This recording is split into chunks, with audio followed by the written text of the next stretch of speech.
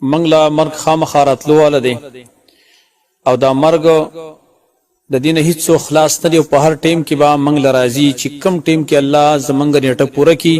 نو کا شپه وي کا ورځ وي کا حاضر وي کا سفر وي کمنګ ودیو کمنګ یخیو منګ ته بدا مرګ خامخا راځي خدا معلومات هیڅ چاته نشته چې دا مرګ په کم ټیم کې راځي دیو جن الله رب العالمین منګ ته فرمایي ولا تموتن الا وانتم مسلمون تاسو له مرګ ناراضي تاسو دې نمړ کېږي مگر په داسې حال کې چې تاسو په حالت د اسلام کې وي نو اوس موږ ته چې د مرګ پته نشته نو لازم ادا شو چې موږ به همیشه د پاره په اسلام باندې اوسېږو او چې په اسلام باندې موږ اوسېدو لہذا مرګ چې کله موږ لراته په حالت د اسلام کې برادي زمارونو دا ژوند چې دا چې څنګه سړی ترې اق شانته بول مرګ راځي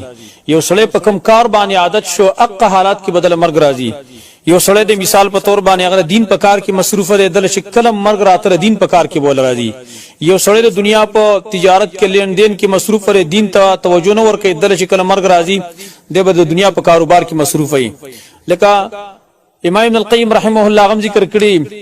او دارنګي امام ابن قدامه غم ذکر کړی دی هغه فرمایي چې ډېر خلک داسي چې منګه خاله ورلو او دغه زن کدن شروع نو چا به تجارت خبرې کولې چا به یو شي خبرې کولې چا به بل شي خبرې کولې زمارونو موږ بر دین سره تعلق ساتو چې کلم د دین سره تعلق ساته همیشه د پاره ان شاء الله چې مرګ کله راځي نو زمونږ د جبه نه به زمونږ د خلینه به هغه الفاظ راوځي چې کوم زمونږ الله خو خي زمونږ رسول الله خو خي دیو جن چې کله انسان وفات کی نو هغه ته کلمې تلقین ورکول پکار دی لا اله الا الله وتول پکار دی ځکه چې لا اله الا الله دا د خسته علامه د خسته مرګ علامه نو منګه چې کله وفات کیګو او منګه کلمه توحید ویو نو دا منګه الویلې شو چې کله مخ کې ګوره منګ په دې باندې خپل ژوند بنا کړي منګه ژوند په دې باندې تیر کړي دیو جن بعضی صحابه کرام داغینه چې کله ساګانی خطرې د ډېر خسته حالات کې خطرې دي دارنګ تابعین چې ساګانی خطرې په ډېر خسته حالات کې داغینه ساګانی خطرې دي لکه په دې باب کې زتا څو واقع ذکر کوم نبی صلی الله علیه وسلم دا فرمایلی دي من کان آخر کلامه من الدنيا لا اله الا الله دخل الجنه